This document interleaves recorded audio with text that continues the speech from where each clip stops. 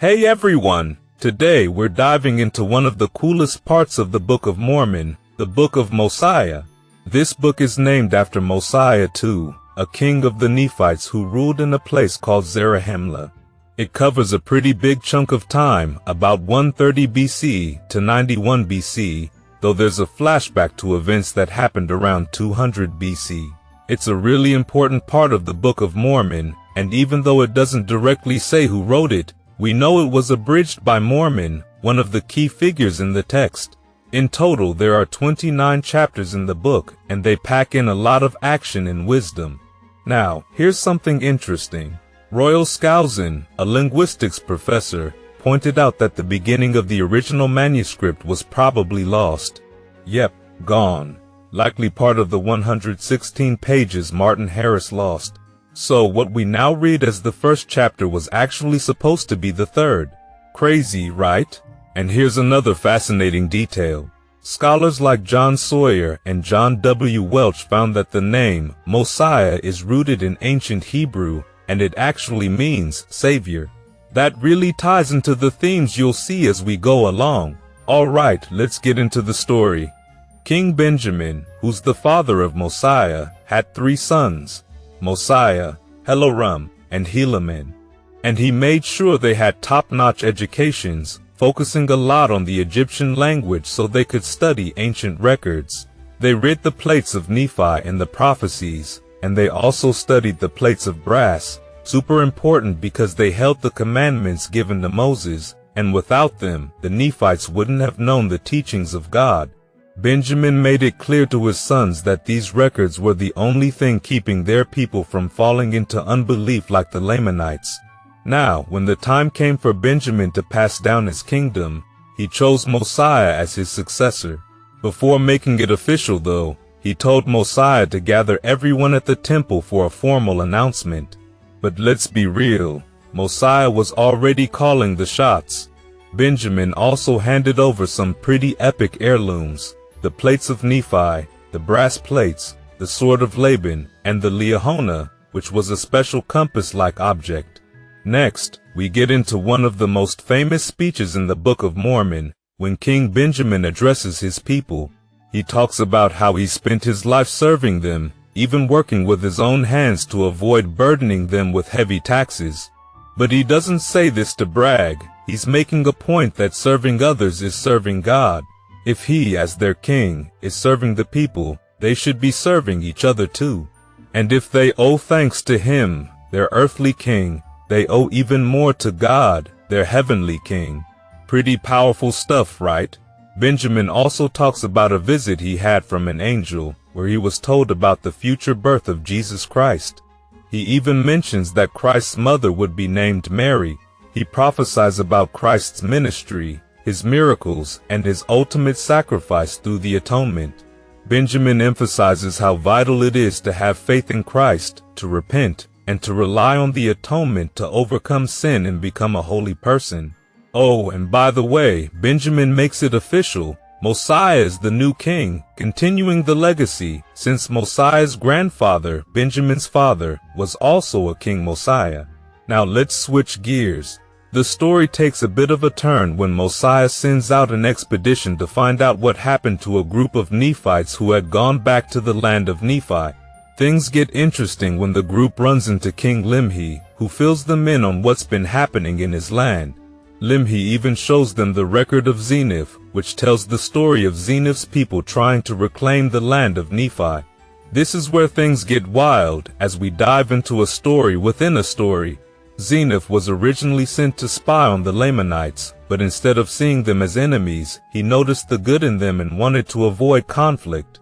This didn't sit well with everyone, and it led to bloodshed within his own group. Zeniff and the survivors returned to Zarahemla but were determined to reclaim the land. However, they faced famine because they forgot about God. Eventually, they reached a city where Zeniff struck a deal with the king of the Lamanites, allowing them to settle in part of the land. Zeniff became king of this Nephite colony, and although they had some clashes with the Lamanites, they managed to hold their ground, for a while at least. Zeniff eventually dies, and his son Noah takes over. Now, Noah is one of those characters you love to hate. He's known as one of the most notorious villains in the Book of Mormon. He imposes heavy taxes to build himself a luxurious palace, and he and his ministers live in total excess. His wickedness rubs off on the whole colony, leading them down a dark path. And now we're going to talk about a guy named Abinadi, this prophet who comes into the picture with a strong message. Abinadi is no ordinary guy. He's a prophet, and he comes out of nowhere telling the people, "You all need to repent." He's got a special warning for King Noah too, saying that if he doesn't turn his life around, he'll be killed. But Noah's not the type to take advice, and instead of listening, he has Abinadi arrested and brought before him. Now this is where things get intense. Abinadi is standing there in front of King Noah and his priests, and instead of backing down, he gives one of the most powerful speeches in the Book of Mormon. He calls out the priests, asking them what they've been teaching the people. They proudly say, "We teach the law of Moses." But Abinadi quickly fires back, basically saying, "Well, you might be teaching it, but you sure aren't living it." He even quotes the 10 Commandments to them, showing just how far off they are. Abinadi doesn't stop there though. He explains that the law of Moses was just the beginning. It was meant to prepare the people for something bigger, the coming of Jesus Christ. He dives into deep topics like the atonement, faith, and repentance, and he even quotes from the prophet Isaiah, talking about how Christ would suffer for our sins. It's powerful stuff. But of course, King Noah and his priests aren't having any of it. They're furious and decide to sentence Abinadi to death by fire. It's a tragic moment, but his words don't die with him. See, one of King Noah's priests, a guy named Alma, is actually moved by what Abinadi said. He tries to stand up for him, but it doesn't work out, and he ends up fleeing for his life. Alma goes into hiding and writes down everything he heard from Abinadi. After some serious soul-searching and repentance, Alma starts teaching Abinadi's words to the people in secret. Slowly but surely, he builds a following. In chapter 18, we see Alma baptizing people who accept Christ, but trouble is always just around the corner.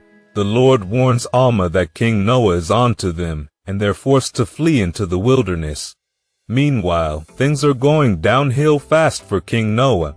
The Lamanites, their enemies, attack his people, and Noah does the unthinkable. He tells his men to abandon their wives and children so they can escape faster. Some of them actually listen to him, but later, they're filled with regret and anger. They turn on King Noah and, in a bitter twist of fate, burn him at the stake, just like he did to Abinadi. His priests manage to escape, and they become a new group known as the Amulonites. After King Noah's death, his son Limhi takes over, but things are still rough.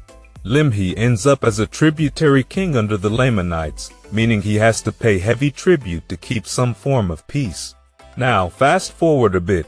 The Nephites who had been scattered are brought back together by King Mosiah's expedition. Both Limhi's people and Alma's group are guided by the Lord back to Zarahemla, where they reunite with the rest of the Nephites. It's a huge moment, and King Mosiah appoints Alma to organize the church. Limhi and his people are baptized, and they join the church too.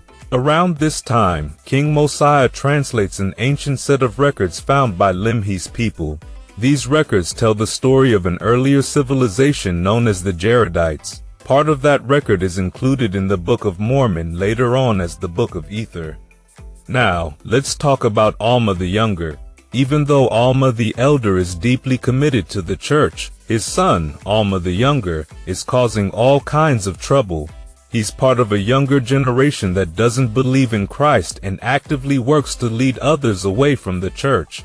It gets so bad that Alma the Elder prays to the Lord for guidance, and he's told that the most the church can do is excommunicate those who won't repent. The government will handle the rest. But things take a surprising turn. One day, Alma the Younger and his crew, including the sons of King Mosiah, are out stirring up trouble when an angel appears to them. This angel tells them to stop what they're doing and leave the church alone. The whole experience is so terrifying that Alma the Younger collapses into a coma-like state for 2 days. His father prays for him, and when Alma the Younger finally wakes up, he's a changed man. He talks about how he went through immense suffering but found redemption through Christ. This experience doesn't just change Alma the Younger, it also transforms Mosiah's sons. They all become devoted to the Lord and start working to build up the church. Mosiah's sons even come to him and ask for permission to go on a mission to preach to the Lamanites. At first, Mosiah is worried, but after praying about it, God tells him they'll be protected and do a lot of good. As King Mosiah gets older, he realizes he needs to think about the future of the kingdom. But since his sons are off preaching and don't want the throne, he proposes a big change. Instead of having kings, the people should elect judges to govern them. He warns that while righteous kings are great, wicked kings like Noah can do serious damage, and they're hard to get rid of. The people agree, and they elect judges to lead the new republic. Alma the Younger becomes the first chief judge, as well as the high priest of the church. The Book of Mosiah wraps up with the deaths of both Alma the Elder and King Mosiah, marking the end of an era.